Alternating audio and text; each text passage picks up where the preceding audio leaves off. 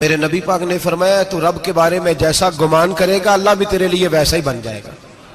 अल्लाह वैसा बन के तुझे नवाजेगा। अगर तेरा ये ज़हन बन जाए ना कि जो अल्लाह मुझे देगा वो मुझे ही देगा, तो अल्लाह तबारक व तआला सबसे बढ़कर तुझे ही अता फरमाएगा। लेकिन उम्मीद रब करी और उम्मीद रहमत की, उसके करम की, उसकी अता की। हाँ, एक पहलू जरूर सोच के रखना चाहिए इस मौजू पर। सारी दुनिया निकम्मा कह दे तो बेटा माँ बाप के नजदीक निकम्मा नहीं होता। बाप बेचारा एक गलती का बच्चा करता है तो वो जाता है, दूसरी करता है तो जाता है, तीसरी जगह भी उसके हिस्से की माफी मांगने जाता है, बड़ा कुछ करता है। फिर एक वक्त आ ही जाता है कि जब बाप मजबूर हो के अखबार पे इश्तिहार देता है कि मैंने इसे आग कर दिया है, अब मैं इसके स्याह सफेद का मालिक। क्या ख्याल है आपका? पहली गलती पे अब्बा जी ऐसे कर देते हैं जी, दूसरी पे करते होंगे। कब करते हैं? जब हद हो जाती है। और एक दो इश्तिहार नहीं होते। आप सवेरे अखबार खोलें, अखबार के अंदर के सफात का मुताला करें तो शायद दर्जनों इश्तिहार होते हैं आंखनामे के। भाई किस बाप का दिल करता है कि वो बेटा जिसके लिए उसकी उम्मीद है कि कल मेरे बुढ़ापे का सहारा बनेगा, वो लिख के दे दे कि मेरा रिश्ता ही कोई नहीं बेटे के साथ? किसका दिल करता है? और फिर यहां तक नहीं होता, बल्कि आप कानून जानने वाले लोगों से कभी पूछें, वो आंखनामा लोग अदालतों में जमा कराते हैं। कहते हैं जी मैंने तो अखबार में निकाल दिया, मेरा इसके साथ कोई ताल्लुक। अम्मा कहती है मेरा कोई रिश्ता नहीं। क्यों? कब होता है ऐसे? जब बच्चा हद कर दे, जब बच्चा 1 2 3 4 गलतियों पे ऐसा, अल्लाह भी बंदे को सजा देता है। लेकिन कब? जब बंदा बाज ही ना आए, बंदा तौबा करे ही ना, रुजू ही ना करे, सोचे ना कि मुझे अल्लाह की बारगाह में जाना चाहिए। हम लोग अपना एक ज़हन बना के जिंदगी गुजारते हैं, एक ज़हन बना के, बल्कि लोग गुनाहों के नाम बदल बदल के वक्त गुजारते हैं। हम अपने नफ्स का बुत बना के सारा वक्त उसी की पूजा पे माज़अल्लाह लगा देते हैं। बस ये ठीक है, ये ठीक है और ये ठीक है, चौथी बात सही कोई नहीं। इसी के अंदर हम उलझे रहते हैं मेरे भाई। रहमत इलाही का गलत तस्वर अपनाते हैं। ओ मेरे भाई, किसी बंदे की मजबूरी तो माफ होती है, लेकिन अगर कोई जानबूझ के ज्यादती करे तो वो उसकी माफी। जिस बच्चे को पता हो ना उस्ताद को कि इसके वाकई घर में फौतगी हो गई थी, उस्ताद उसे सजा नहीं देता। जिसका पता हो कि वाकई ये बीमार था तो उस्ताद उसे क्लास में खड़ा नहीं करता। जिसका पता हो कि ये ज्यादती कर रहा है, जानबूझ के कर रहा है, उस्ताद उसे डंडों से मारता है और ज्यादा मारता है। कहता है तू नालायक है, तू जानबूझ के करता है। मेरे भाई अल्लाह की रहमत है, हर एक पे बरसती है। लेकिन एक बंदा खड़ा ही हो जाए रब के मुकाबले में, वो ना नमाज पढ़े, ना मस्जिद आए, ना कोई काम करे, ना वो दीन की तरफ तवज्जो करे, ना वो कभी अल्लाह से इस्तिगफार करे, ना वो कभी जायज काम की तरफ तवज्जो करे, सारी जिंदगी हराम इकट्ठा करे, नाजायज करे, तो अब तूने हद कर दी। तेरे पास गजब आया नहीं, बल्कि तूने गजब को आवाज दी है। तूने अल्लाह के गजब को, बोलिए, अल्लाह के गजब को, गजब होना और होता है और गजब को आवाज देना, बोलिए, गजब को आवाज देना, इनमें फर्क है मेरे भाई, याद रखें। हम आवाज देते हैं गजब को, गजब होता नहीं। देखें नबी करीम सल्लल्लाहु अलैहि वसल्लम, और ये हदीस आपने याद रखनी है, ये याद रखनी है। नबी पाक सल्लल्लाहु अलैहि वसल्लम ने ना बहुत कम लोगों को बेवकूफ कहा है। हमारे जमाने में तो आम लफ्ज है ना बेवकूफ कहना। अल्लाह के रसूल सल्लल्लाहु अलैहि वसल्लम ने बहुत कम लोगों को बेवकूफ कहा। मुस्नद इमाम अहमद बिन हंबल की हदीस है, नबी करीम अलैहिस्सलाम ने फरमाया वो अहमक है, वो बेवकूफ है। नबी पाक फरमा रहे हैं। और मैंने कहा कम लोगों को हुजूर बेवकूफ कहते थे। नबी करीम अलैहिस्सलाम ने फरमाया वो बंदा बेवकूफ है जो सारा दिन अल्लाह की नाफरमानी करता है और फिर भी रब की रहमत की उम्मीद करता है, तो बेवकूफ है। सुबह से शाम तक लगा हुआ है, मैंने नहीं अल्लाह माननी, मैंने नहीं तेरी माननी, माज़अल्लाह मैंने नहीं माननी। शाम होती है तो कहता है अल्लाह बड़ा मेहरबान है, बख्श देगा।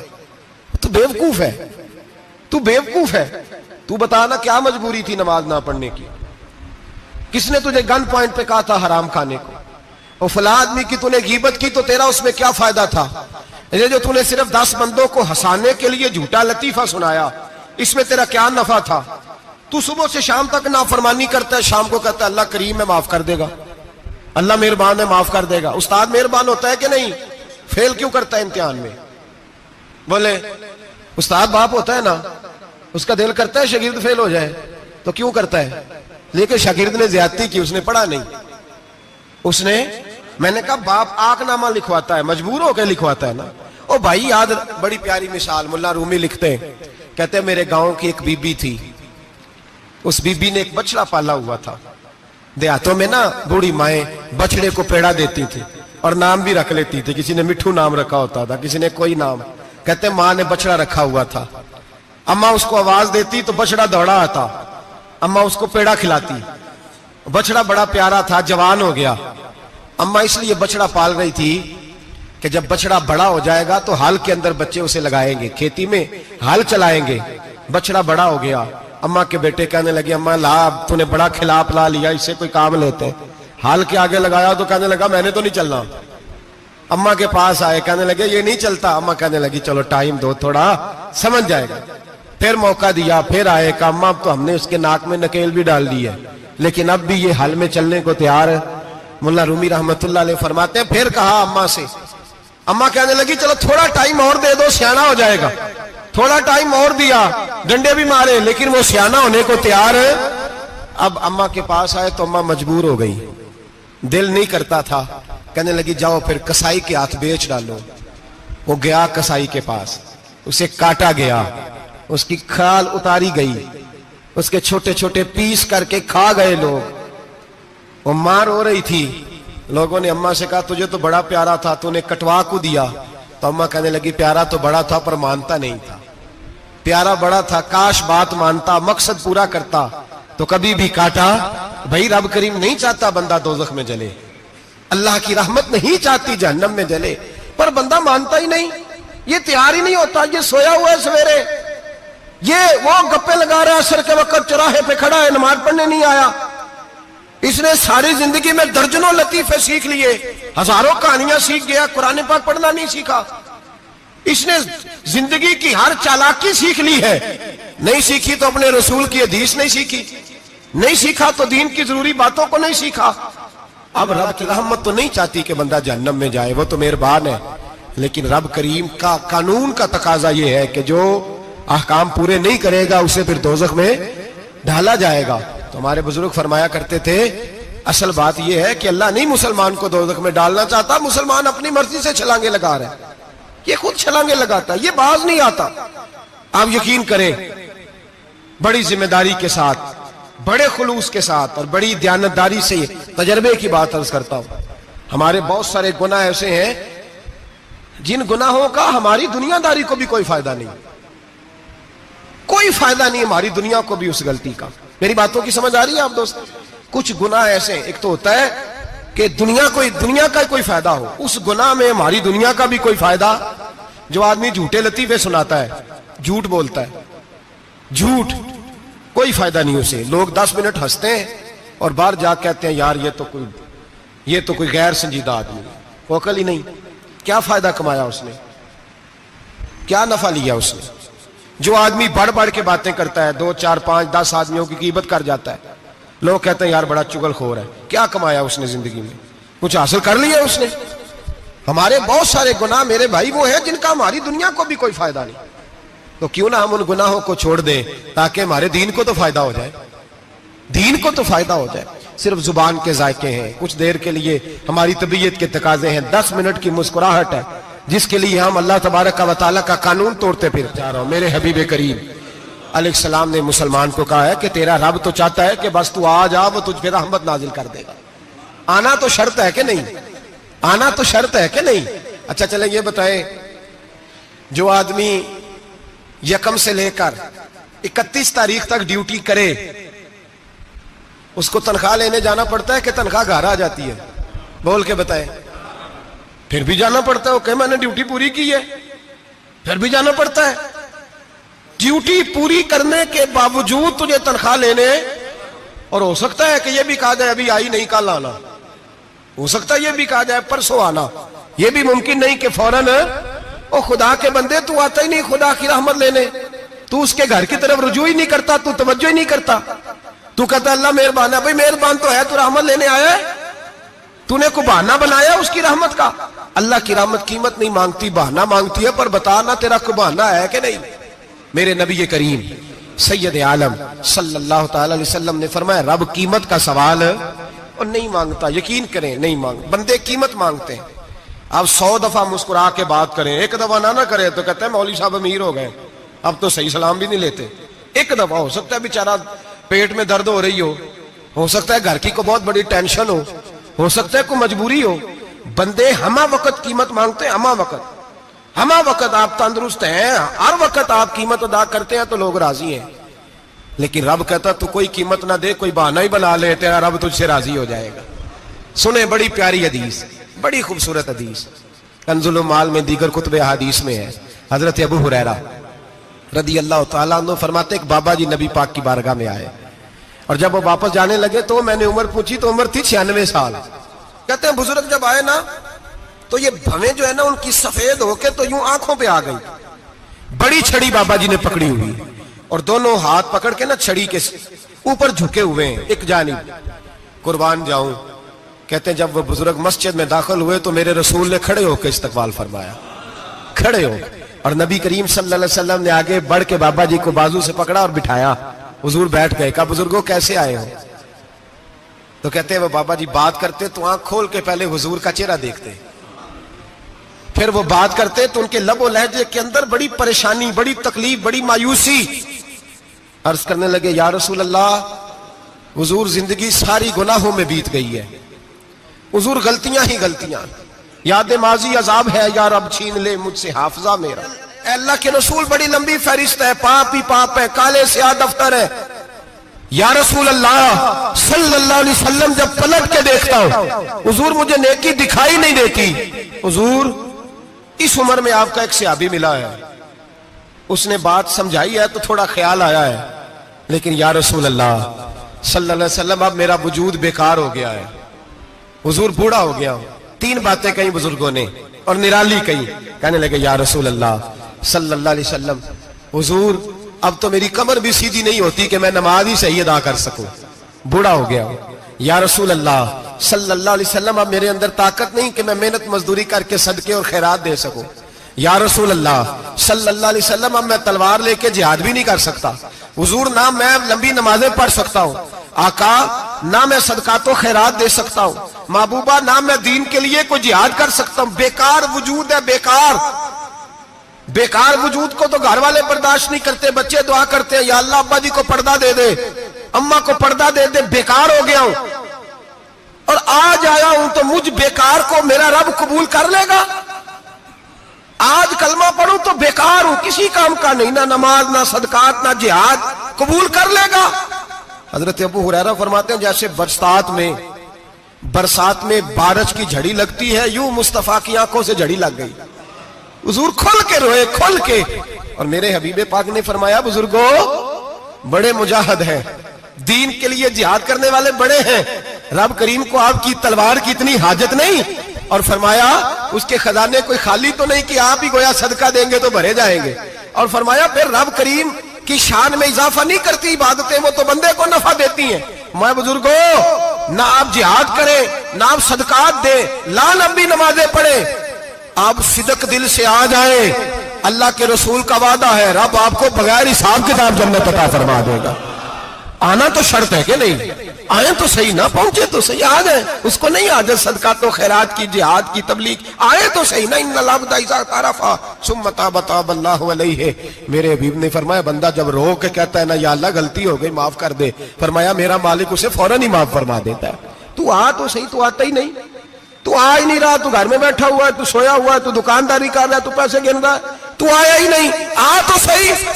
बल्कि मेरे नबी पाक फरमाते हैं जब अल्लाह पाक का भागा हुआ गुलाम आता है फिर तो अल्लाह ज्यादा राजी होता है, फिर तो अल्लाह ज्यादा राजी होता है, ज्यादा राजी होता है। तो आ तो सही, पहुंच तो सही।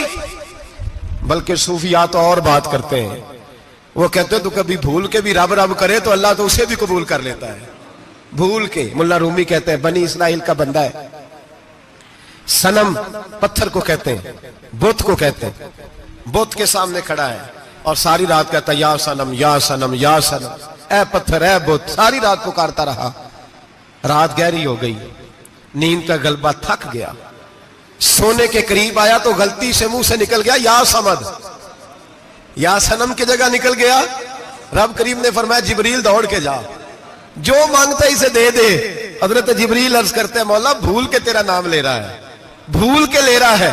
तो रब करीम ने फरमाया चल नाम तो मेरा ही ले रहा है ना, मेरा ले रहा है ना, या अल्लाह। वो अल्लाह करीम ने फरमाया झूठे के सामने सारी रात का खड़ा है, सारी रात का पुकार रहा है, उसे कुछ नहीं मिला, तो सच्चे का नाम लिया है। अगर मैं भी कुछ ना दूं और वो तुम्हें और मुझ में फर्क क्या रह जाएगा?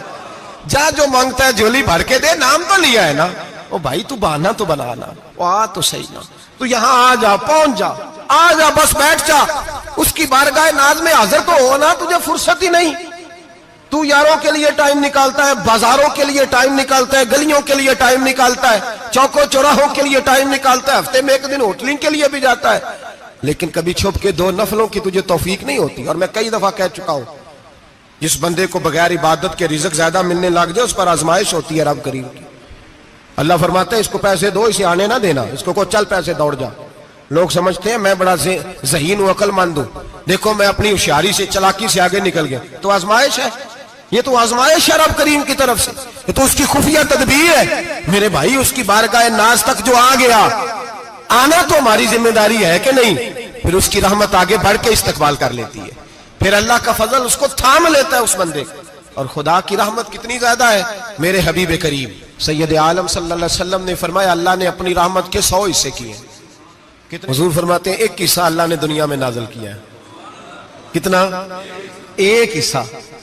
फरमाया ये जो माँ बेटे से प्यार करती है, बाप बेटे के लिए मजदूरी करता है, जो बहन भाई के लिए रोती है, ये जो बीवी शौहर के लिए दुआ मांगती है, ये जो बच्चे माँ बाप से प्यार करते हैं, फरमाया ये उस एक रहमत का नतीजा है, एक रहमत का नतीजा।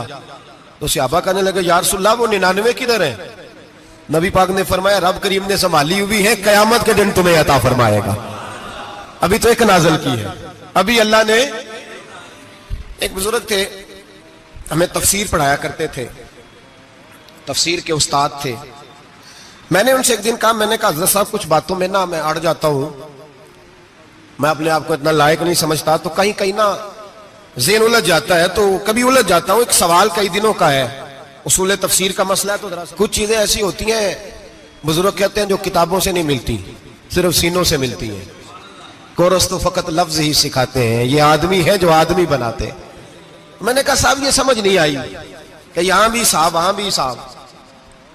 कहने लगे जी किस तरह? मैंने कहा जी यहां कब्र में भी सवालों के जवाब और फिर कयामत में भी।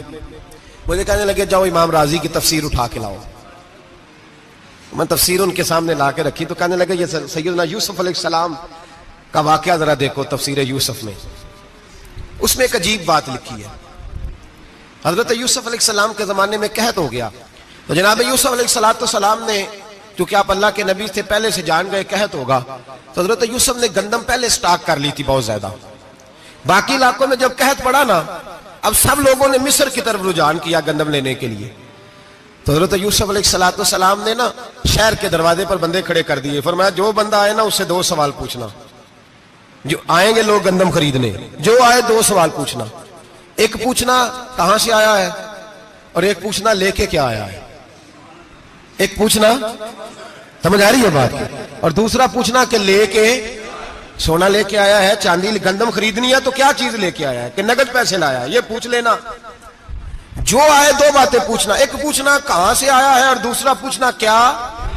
एक रवायत में 3 सवाल भी हैं, लेकिन फरमाया पूछना 2 सवाल जरूर। इंतजार था ना भाइयों का, किनान से आने वालों का। फरमाने लगे सबसे 2 सवाल पूछना, जब किनान वाले आए ना उनसे सिर्फ इतना पूछ लेना कि वो कहां से आए हैं। अगर पूछे ना किनान से आए हैं तो फिर ये ना पूछना क्या लेके आए हैं, फिर मैं जेब में खुद टटोल लूंगा वो क्या लेके आए। बाकियों से 2 सवाल। जब मेरे भाई आए ना, भाई भाइयों दे वैरी हुंदे ते भाई भाइयों दी बावां, जब मेरे भाई आए तो उनसे ये नहीं पूछना कि वो क्या, बस ये पूछना कि कहां से, इतनी बात पूछना, बाकी मैं पूछ लूंगा। आप फरमाने लगे रब भी फरिश्तों से कहता है तुम कब्र में ना मेरे बंदों से ज्यादा सवाल ना करना, बस ये पूछ लेना मुझे मानते हैं, मेरे नबी को मानते हैं। कब्र में तुम इतने सवाल पूछ लेना, बाकी लेके क्या है वो मैं खुद ही पूछ लूंगा। फरिश्तों के सामने रब करीम अपने बंदे को बेआबरू करना, बस तू ये बता दे अल्लाह रसूल को मानता है कि नहीं, बाकी जो तेरा हिसाब किताब है ना अल्लाह फरमाते हैं मैं क़यामत में कर लूंगा, मैं पूछ लूंगा इसका क्या इलाज करना है, बस तुम इतना बता दो मुझे मानते हो, मेरे रसूल को, मेरे भाई, मेरे नबी करीम। अलैहिस्सलाम फरमाते हैं जो बंदा तौबा करने वाला था, अल्लाह की बारगाह में आने वाला था, बार बार तौबा करता था, एहसास रहता था, उसे एहसास था, आया करता था, फिर भी गलतियां हो गई, कयामत के दिन रब करीम अपने फजल की चादर उस पर डालेगा, फजल की चादर डालेगा और रब करीम उससे पूछेगा ये गुनाह किया था? और नबी पाक फरमाते हैं उसने बड़े भी गुनाह किए, अल्लाह छोटे छोटे गुनाहों के बारे में पूछेगा। ये गलती की थी, ये गुनाह, बंदा डर रहा है, वो कह रहा है पता नहीं सजा क्या मिलेगी, क्योंकि दुनिया में भी डरता रहा, यहां भी डर रहा है। शर्त यह है कि एहसास वाला हो, आता रहो, फिर भी गलतियां हो गई, ख्याल करता था, मेहनत करता था, नेक होने की जद्दोजहद करता था, कोताहियां रह गई, ये गुनाह किया था या अल्लाह भूल गया था, ये गुनाह किया अल्लाह मुझसे गलती हो गई, यहां भी किया था या अल्लाह गलती हो गई। नबी पाक सल्लल्लाहु अलैहि वसल्लम फरमाते छोटे छोटे गुनाह अल्लाह दिखा रहा है और उससे कह रहा है ये किया था, मानता जा रहा है। रब करीम फरमाता है पता है मैं तेरे साथ क्या करने वाला हूं? टांगे कांप गई, या अल्लाह पता नहीं। फरमाया मैं तुझे इन गुनाहों के बदले नेकियां देने लगा हूं, इन गुनाहों के बदले नेकियां। नबी पाक फरमाते फटाफट ही बोल पड़ा, कहने लगा या अल्लाह मैंने तो बड़े बड़े गुनाह भी किए, अगर तूने गुनाहों के बदले नेकियां दे दिया तो मेरे तो बड़े बड़े पाप भी हैं, वो दूसरे किधर है? तो मेरे हबीब करीम अलैहिस्सलाम फरमाते हैं रब मुस्कुराएगा जो रब की शान के लायक है। अल्लाह फरमाएगा तेरे दिल में एहसास था, तू आया करता था, तू तौबा करता था, तू मेरी बारगाह नाज में आता था, पता तेरे ऊपर चादर क्यों डाली है? या अल्लाह नहीं, फरमाया मैं तुझे अपनी रहमत की चादर में छुपा के जन्नत में दाखिल करना चाहता हूं। मेरे भाई तू आ तो सही, तू पहुंच तो सही, खुदारा ये जो जितनी दुनियादारी है ना, ये तो आप हर वक्त करेंगे तो राजी होंगे लोग, हर वक्त। और ये जो हमने प्लानिंग की हुई है ना कि मैं फलाना काम करके सियाना हो जाऊंगा, तो इतनी मोहलत नहीं दी अल्लाह पाक ने। वो कहता फौरन आ, अपनी मनसूबाबंदी बदले, रहमत इलाही की जानिब तवज्जो करे, अपना जहन रब करीम के बारे में करम वाला बनाए और ये इरादा करे कि मैं उसकी बारगाह में आऊंगा तो वो मुझे अता करेगा। अपने बाजू पे भरोसा ना करे, अपनी अकल पे भरोसा ना करे, भरोसा जब भी करे खुदा की रहमत पे करे, उसके फजल पे करे, उसके करम पे करे और जहन बनाए कि अल्लाह माफ करने वाला है।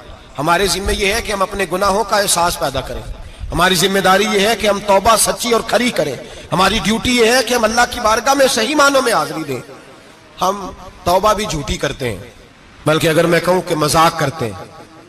शब बारात आने वाली है ना, किस दिन है?